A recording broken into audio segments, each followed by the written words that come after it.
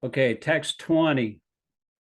Gunan etanati tyatrin dehi deha samudbhavan janma mritu jara dukhar vimukto mritamasnute.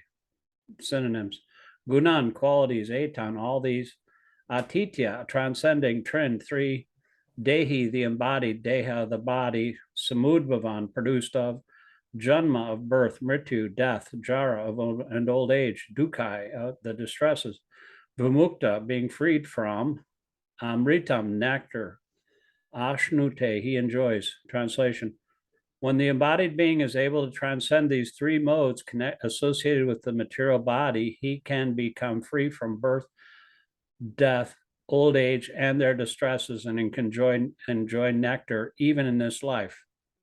You can read this more short paragraph here. How one can stay in the transcendental position, even in this body, in full Krishna consciousness, is explained in this verse. The Sanskrit word dehi means embodied. Although one is within this material body, by his advancement in spiritual knowledge, he can be free from the influence of the modes of nature.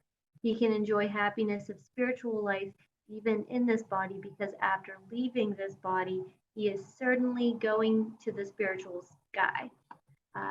But even in this body, he can enjoy spiritual happiness. In other words, devotional service in Krishna consciousness is the sign of liberation from material entanglement. And this will be explained in the 18th chapter. When one is freed from the influence of the modes of material nature, he enters into devotional service. By the way, I saw your post on about the Festival of Flowers. Yeah, the Festival Nice, of Flowers. How did your friend enjoy the time there? Yeah, he really loved it. Yeah, it's nice to be able to introduce somebody to the farm like that. That's like when it's so powerful. Then did you went to the sun boat ceremony at night? There was no boat ceremony. I suppose there was just, a lot. It like the flower festival itself was really a lot. It was a lot of work. You can tell it was a I'm lot of sure. work. Yeah, they got to like harvest all those petals, and then it's like a mountain of petals. The Yeah, so pounds of petals. I'm not surprised. I just thought that it said that there was going on, but you never know. Right, yeah.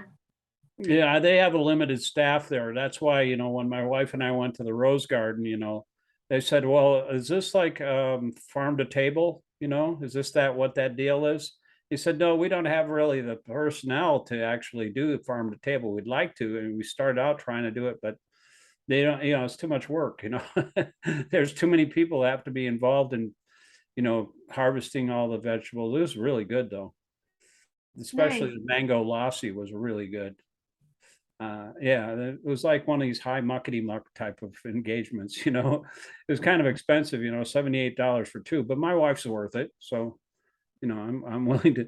And I told Devananda, you better not sing any happy birthday songs to my wife, because she doesn't like that. Aw. But he did anyway. He said, this is for a dear friend, and so he didn't mention her by name, but he said, this is to dedicate to a dear friend, and he sang, what's the name, Forever Young, that song by Bob Oh, Dylan, yeah, that's a good one. Forever Young. Yeah, that's a good one, and she didn't mind that. But I said, you better not sing anything to her, otherwise, do you want to wear that? Unless you want to wear that guitar on your head. You better not Right. do that. Yeah, she hates that. She went out with a guy. She was dating a guy who she instructed him. They were at a birthday, dinner or somewhere at some restaurant, and she told him not to do anything, and he did it anyway. And she broke up with him that Oh, day. So anyway, you got to get what people want. You got to, if you're serving somebody, you have to serve them what they want. A Krishna wants a glass of water, you don't give him a glass of milk, or a spiritual master, whatever. Text 21. Arjuna vacha karlingais trin gunanetan atito bhavati prabhu kim acharya achara katam chaitams trigunan ativartate. Synonyms. Arjuna Vacha, Arjuna said, Kai, by which lingai, symptoms, trend 3, gunan, qualities, etan, all these, itita, having transcended bhaviti, is prabho, O my lord, kim, what, achara, behavior, katam, how, cha, also, etan, these, trin, 3. Did I read this already? Gunan, qualities, I don't think so. No, this is 21. They're repeating the same words. Gunan qualities, ativartate, transcends. I'll read the translation and the paragraph, and then you can read the next purport after this. Arjuna inquired, my dear Lord, by which symptoms is one who is transcendental to these 3 modes? What is his behavior and how does he transcend the modes of nature? Purport. In this verse, Arjuna's questions are very appropriate. He wants to know the symptoms of a person who has already transcended the material modes. First, he inquires of the symptoms of such a transcendental person. How can one understand that he's already transcended the influence of the modes of material nature? The second question asks how he lives and what his activities are. Are they regulated or non-regulated? Then Arjuna inquires of the means by which he can attain the transcendental nature. That is very important. Unless one knows the direct means by which one can be situated always transcendentally, there is no possibility of showing the symptoms. So all these questions put by Arjuna are very important, and the Lord answers them. Okay. 1 second. I have somebody working on my apartment. 1 moment, please. Okay, no problem. Please.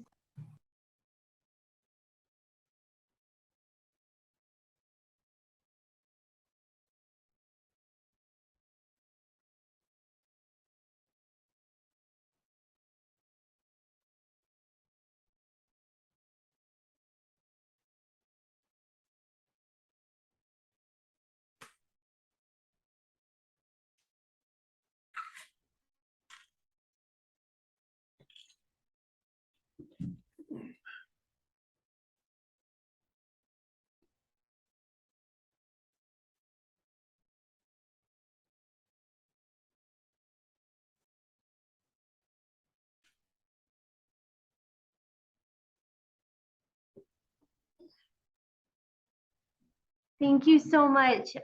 Sorry about that. I'm really glad I was able to get the thing fixed. Oh, you're fixing your sink now? Yes, my shower was broken. Oh, okay. Yeah, our water's out right now, actually. Need water. Somebody, the next door neighbor, their line broke, and the water company here was digging up the yard next to our house in the neighbor's yard. And they replaced it, and they're supposed to be done by 4 o'clock, but the water pressure is not on yet, even though the neighbor's houses are on. But you need to be able to flush a toilet, take a shower, brush your teeth and stuff like that, Yeah. Otherwise, living in Kentucky or something. Right. Yeah, I always think, it's not that bad, we have white people problems, most of the time we don't, have anything to watch on TV or something. Meanwhile, people in Kentucky are like in 5 feet of water, plus it's like 100 degrees, and Oh they have no no. water to drink. It's like 37 people died. I took a lady to the airport, like a Red Cross worker in my Uber. Wow. Yeah, I was. didn't even know it was that Yeah, bad. yeah, it's bad. It was really bad in Eastern Kentucky. Okay, I'll read the Sanskrit. There's a couple of paragraphs here. We'll take turn reading the paragraphs 22 through 25. Sri Bhagavan-vacha prakasham cha pravitam cha mohameva cha pandava nadvesi samapratritani navritani kankshati udasina va asino gunar no yovat vichalyate guna vartana itevam sobatistati nengate samaduka Śikṣāṣtaka samalotasma kanchana tulya priya prayodayaras tulya nindatma santusti. I'm going to skip the synonyms. You can read the translation. Thank you. The Supreme Personality of Godhead said, O son of Pandu, he who does not hate illumination, attachment, and delusion when they are present or long for them when they disappear, who is unwavering and undisturbed through all these reactions of the material qualities, remaining neutral and transcendental, knowing that modes alone are active, who is situated in the self and regards alike happiness and distress, who looks upon a lump of earth, a stone, and a piece of gold with an equal eye, who is equal toward the desire and the undesirable, who is steady, situated equally well in praise and blame, honor and dishonor, who treats alike both friend and enemy, who has renounced all material activities. Such a person is said to have transcended the modes of nature. Yeah, who can be like that? That's pretty awesome if you could actually treat everyone the same, no matter if they're like the Radha Swami was able to talk to, like, Dennis Miller. I wouldn't be able to sit next to that guy, like I used to be a big fan, but now, I can't stand him. After 9/11, he turned into a conservative, and yeah, I can't handle, he's not funny anymore. Purport: Arjuna submitted 3 different questions and the Lord answers them one after another. In these verses, Krishna first indicates that a person transcendently situated has no envy and does not hanker for anything. When a living entity stays in this material world, embodied by the material body, it is to be understood that he's under the control of one of the 3 modes of material nature. When he's actually out of the body, then he's out of the clutches of material modes of nature. But as long as he's not out of the material body, he should be neutral. He should engage himself in the devotional service of the Lord so that his identity with the material body will automatically be forgotten. When one is conscious of the material body, he acts only for sense gratification. But when one transfers the consciousness to Krishna, sense gratification automatically stops. One does not need this material body, and he does not need to accept the dictations of the material body. The qualities of the material modes of the body will act, but as the spirit soul, the self is aloof from such activities. How does he become aloof? He does not desire to enjoy the body, nor does he desire to get out of it. Thus, transcendently situated, devotee becomes automatically free. He does not try to become free from the influence of the modes of material nature. So he's less like, on autopilot, I was just reading about this. There's 2 conceptions. Most people who are like in the mode of ignorance, they think, their identity, their self is like their body, this is me, I am this body, And then when you get a little bit more conscious, then you think, well, I'm not really this body, this, especially when you get older, then you think this body is mine, is my body, but that's a distinction and can separate the soul from the body and the idea.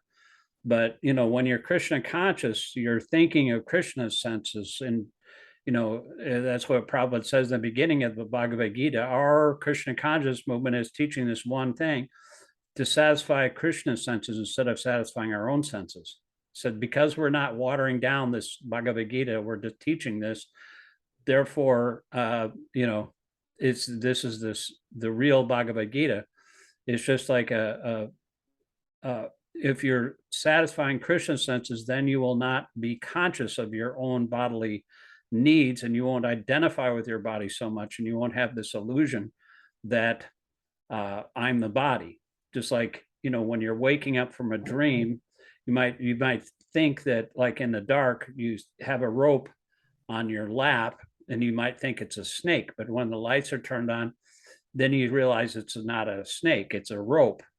So, when automatically these things are revealed when you're Krishna conscious, who we are, what our relationship is with Krishna, and then we can see things in proper perspective. Otherwise, we're always afraid, we're always in anxiety, and we're always misidentifying our bodies with ourselves and our whatever we have as mine and I and mine. And And we're always in illusion. We're always striving to make this material world a happy place, but it's actually not. We just have to tolerate and make the best use of a bad bargain to use this human body for Krishna's service instead of our own service, of our selfish mentality with our senses, because that's just animal life, eating, sleeping, mating, and defending is not really the goal of human life. If we have a human brain, so we should use it. Otherwise, if we don't use it, we'll lose it. We can actually go down into the, there's all this thing. A lot of people, even my next door neighbor, he's said, I don't believe that you could actually go lower than a human being. He said, no, it's true. Depending on what you think of in this life, you gain that intelligence, like in your next life, you'll get a body that's suitable to your mentality and, based on your karma and your desire. And, everybody's getting what they deserve and desire. And plus the higher authorities determine what your next body will be. So that's the most dangerous type of fear, to get a body that one will not be able to understand who is Krishna. I just read this chapter. Lord Brahma is like, he's blown away by Krishna after, Krishna, he's just playing the part of a coward boy. He's having lunch with his friends on the bank of the Yamuna. And Lord Brahma is, he wanted to test Krishna, because he couldn't believe, like, he was acting like a coward boy. He wanted to test his mystic power. He knew he was very powerful, but he wanted to like see what would happen. So he like stole all the cows and coward boys, put them in a cave in a mystic sleep, and then Krishna, and then he went away for like one moment of his time. Of course, his time is very much longer. So in one of his moments was like an entire year. And so he came back after the moment, but then a year had passed and Krishna had replicated all of the coward boys and cows, and they were him, and they were playing just as before after he came back. And Krishna had a lump of yogurt rice and in his hand, just as before. And Lord Brahma was like blown away, saying, he revealed himself in all the cows as Vishnu forms, four-handed Vishnu forms, and all the universe was worshiping these forms of Vishnu. And Lord Brahma was like, saying all these wonderful prayers, but Krishna was playing the part of a coward boy, and so he wasn't really even interested in what he had to say, even though he was the creator of the universe. And Krishna was playing the part of a coward boy, and so he was just saying, yeah, whatever, why are you bothering me to play? I'm playing with my boyfriends here, and the cows, and so he begged for him to go back to his own abode after he'd offered these beautiful prayers. And Krishna didn't say anything, and so silence is kind of like consent. So he just left, and there's a whole story behind that. But that was one of the longest chapters I've read. That the prayers of Lord Brahma is like 2.5 hours long. That's the longest chapter I've read so far in this particular Bhagavatam. But Prabhupada's versions are much longer. You can read the second paragraph here. Next question. Okay. The next question concerns the dealings of a transcendentally situated person. The materially situated person is affected by so-called honor and dishonor offered to the body, but the transcendentally situated person is not affected by such false honor and dishonor. He performs his duty in Krishna consciousness and does not mind whether a man honors or dishonors him. He accepts things that are favorable for his duty in Krishna consciousness. Otherwise, he has no necessity of anything material, either a stone or gold. He takes everything in his dear friend, as his dear friend who helps him in his execution of Krishna consciousness. And he does not hate his so-called enemy. He is equally disposed and sees everything on an equal level because he knows perfectly well that he has nothing to do with material existence. Social and political issues do not affect him because he knows the situation of temporary upheavals and disturbances. He does not attempt anything for his own sake. He can attempt anything for Krishna, but for his personal self he does not attempt anything. By such behavior, one becomes actually transcendentally situated. Yeah, when you just surrender to Krishna, then you're totally selfless at that point, because you're not acting for your personal sense gratification. So it's like you're not really affected by all these different so-called disturbances. Emerson talked about that too in this essay he wrote called The American Scholar. He said, some great upheaval, like some man or some war or some cause is cried up by one half of the society and is cried down by the other half, as if everything depended on this particular up and down. He said, let not the scholar quit his belief that a pop gun is a pop gun, no matter if the ancient and honorable of the world declare it to be the crack of doom. It just doesn't matter. These are temporary upheavals and disturbances, So we're not interested in social political issues. We're not really thin-skinned, like a lot of politicians are. They can't stand if somebody's criticizing them. I can't stand if something happens. A devotee doesn't care because he's just serving Krishna, and he feels like whatever is happening to me, that's based on my own, I probably deserve much worse, but Krishna's only given me a little taste so that to rectify my situation. So, Not he knows at that point at all. Yeah, well, that's what we have to come to, that point, to understand that Krishna is our best friend. He's doing everything for our benefit, even though it might be, that's what Brahma was saying about Krishna. He said, he didn't want to be ignored by Krishna, like a father, loving father or mother will chastise or praise or reward their children, but they don't ignore them. That's the worst thing. So he was like begging to be like chastised, because he did really offend Krishna. I mean, he interrupted his nice lunch on the bank of the river, his pastimes, so he felt like he was really, really a bad person, even though he was like, the most intelligent person in the entire universe, the original human being or original demigod, and the creator, the engineer of the entire universe. He felt like he was just a botheration, and he asked Krishna to leave. He said, I shouldn't even be here. I don't even deserve, it's like, I'm not worthy to even be in your presence, So that's the humility. So that's one of the nice things about his prayers. But yeah, I think it's interesting that a lot of people, we're not there, we can't, like, if say somebody says something bad about us, then we just like take offense. But if you're really a surrender to Krishna and you're really like on the groove and just hearing what he's saying all times, then we're not really affected by whatever is happening, even if it's directed toward us. We know that Krishna knows us and that we know what we're doing, and so there's really no blame, or you don't take it personally, as far as like reacting to any kind of praise or blame, or you don't hate your enemy. You're equally disposed. You see everything on an equal level. That's the purport of that. So, somebody who's transcendently situated. And actually, when you're on that platform, you're very dear to Krishna.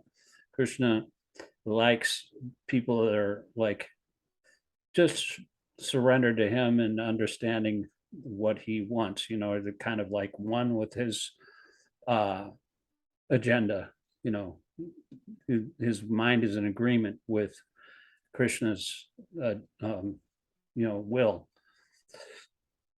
So Mamchyo Vabhacharena Bhakti Yogena Sevate Saganam Samititaitan Brahmbuyai Kalpte. Mum, unto me, cha, also, a person who Abhipacharena, without fail, Bhakti Yogena, by devotional service, Sevate, renders service, he Gunan, the modes of material nature, Samatitya, transcending Etan, all these, Brahma Bhuyaya, elevated to the Brahman platform, Kalpate becomes. Translation: one who engages in full devotional service, unfailing in all circumstances, at once transcends the modes of material nature and thus comes to the level of Brahman. You can read that whole purport there and along. This verse is a reply to Arjuna's third question, what is the means of attaining to the transcendental position? As explained before, the material world is acting under the spell of the modes of material nature. One should not be disturbed by the activities of the modes of nature, instead putting his consciousness into activities. He may transfer his consciousness to Krishna activities. Krishna activities are known as Bhakti Yoga, always acting for Krishna. This includes not only Krishna, but his different plenary expansions such as Rama and Narayana. He has innumerable expansions. One who is engaged in the service of any of the forms of Krishna or of his plenary expansions is considered to be transcendentally situated. One should also note that the forms of Krishna are fully transcendental, blissful, full of knowledge, and eternal. Such personalities of Godhead are omnipotent and omniscient, and they possess all transcendental qualities. So if one engages himself in the service of Krishna or his plenary expansions with unfailing determination, although these modes of material nature are very difficult to overcome, one can overcome them easily. This has already been explained in the 7th chapter. One who understands Krishna at once surmounts the influence of modes of material nature. To be in Krishna consciousness or in devotional service means to acquire equality with Krishna. The Lord says that his nature is eternal, blissful, and full of knowledge, and the living entities are a part and parcel of the Supreme, as gold particles are a part of a gold mine. Thus, the living entity in his spiritual position is as good as gold, as good as Krishna in quality. The difference in I don't know where. The difference of individuality continues. Otherwise, there would be no question of Bhakti Yoga. Bhakti Yoga means that the Lord is there, the devotee is there, and the activity of exchange of love between the Lord and the devotee is there. Therefore, the individuality of two persons is present in the Supreme Personality of Godhead and the individual person. Otherwise, there would be no meaning to Bhakti Yoga. If one is not situated in the same transcendental position with the Lord, one cannot serve the Supreme Lord. To be a personal assistant to a king, one must acquire the qualifications. Thus, the qualification is to become Brahman, or freed from all material contamination. It is said in the Vedic literature, Brahmeva san Brahmapi eti. One can attain the Supreme Brahman by becoming Brahman. This means that one must qualitatively become one with Brahman. By attainment of Brahman, one does not lose his eternal Brahman identity as an individual soul. Yeah, when you were saying Krishna activities, that sounds good. I want to do Krishna activities instead of all these other normal so-called activities, always acting for Krishna. When you get a taste for always surrendering and doing whatever Krishna wants you to do, it's like you get a taste for hearing what Krishna's activities are, what his pastimes are, who his friends are, what he likes to eat, how he's acting, and just his inconceivable nature. One hears that over and over again, and by continuously hearing those things and meditating on them, one attains a taste. And then you don't want to listen, you don't want to see anything else. You're just completely absorbed in that alone, because what can compare to that? Nothing. Brahmano hi pratistatam amrit svayasyas yayasyacha sarvatasyascha dharmasya sukhyaitankita kasyacha.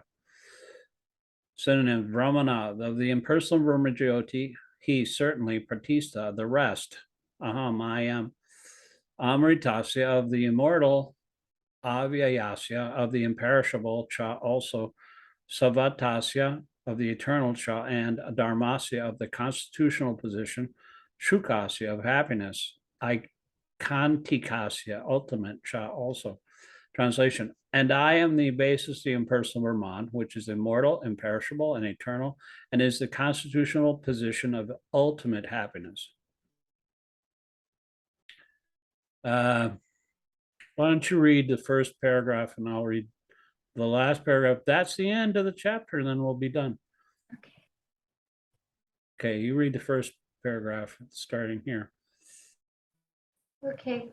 The constitution of Brahman is immortality, imperishability, eternity, and happiness. Brahman is the beginning of transcendental realization. Paramatma, the super soul, is the middle, the second stage in transcendental realization. And the Supreme Personality of Godhead is the ultimate realization of the absolute truth. Therefore, both Paramatma and the impersonal Brahman are within the Supreme Person.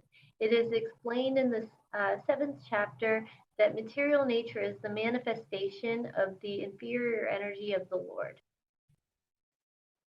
The Lord impregnates the inferior material nature with fragments of the superior nature. And that is the spiritual touch in the material nature. When a living entity conditioned by this material nature begins the cultivation of spiritual knowledge, he elevates himself from the position of material existence and gradually rises up to the Brahman conception of the Supreme. This attainment of the Brahman conception of life is the first stage in self-realization. At this stage, the Brahman realized person is transcendental to the material position. But he is not only perfect in Brahman realization. If he wants, he can continue to stay in the Brahman position and then gradually rise up to Paramatma realization and then to the realization of the Supreme Personality of Godhead. There are many examples of this in Vedic literature. The 4 Kumaras were situated first in the impersonal Brahman conception of the truth, but then they gradually rose to the platform of devotional service. One who cannot elevate himself beyond the impersonal conception of Brahman runs the risk of falling down. Okay, stop right there. Stop right there. Okay, now you start with in Srimad Bhagavatam, because in Srimad Bhagavatam, it is stated that although a person may rise to the stage of impersonal Brahman without going further with no information of the Supreme Person, his intelligence is not perfectly clear. Therefore, in spite of being raised to the Brahman platform, there is the chance of falling down if one is not engaged in devotional service of the Lord. In the Vedic language, it is also said, Raso Vaisa Rasam Ki Divanyam Labdvanandi Bhavati. When one understands the personality of Godhead, the reservoir of pleasure, Krishna, he actually becomes transcendentally blissful. That's the Taittiriya Upanishad. The Supreme Lord is full of 6 opulences, and when a devotee approaches him, there is an exchange of these 6 opulences. The servant of the king enjoys on an almost equal level with the king. And so eternal happiness, imperishable happiness, and eternal life accompany devotional service. Therefore, realization of Brahman or eternity or imperishability is included in devotional service. This is already possessed by a person who is engaged in devotional service. Okay, I got 1 minute and a half, so I'm gonna have to speed read here. Living entity, although Brahman by nature has the desire to lord it over the material world, and due to this, he falls down. From his constitutional position, living entity is above the 3 modes of nature, but in association with material nature entangles him in the different modes of material nature, goodness, passion, and ignorance. Due to his association with these 3 modes, his desire to dominate the material world is there. By engagement in devotional service and full Krishna consciousness, he's immediately situated in his transcendental position, and his unlawful desire to control material nature is removed. Therefore, the process of devotional service, beginning with hearing, chanting, remembering, the prescribed 9 methods for realizing devotional service should be practiced in the association of devotees. Gradually, by such association, by the influence of the spiritual master, one's material desire to dominate is removed, and one becomes firmly situated in the Lord's transcendental loving service. Anyway, that's pretty much it. Do you have any quick question? I mean, I have a lot of questions. I kind of wish that these were longer. Yeah, Um, yeah, I know. But anyway, we'll have to continue. If you want to like call me up, if you want to, talk a little bit more, feel free to give me a call.